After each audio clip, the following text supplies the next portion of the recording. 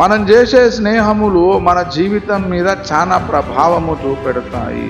మోసపోకుడి దుష్ట సాంగత్యములు మంచి నడవడిని చెరుపును. ఇంగ్లీష్లో ఒక సామెత ఉన్నది, show me your friend, I will tell about you అన్నది.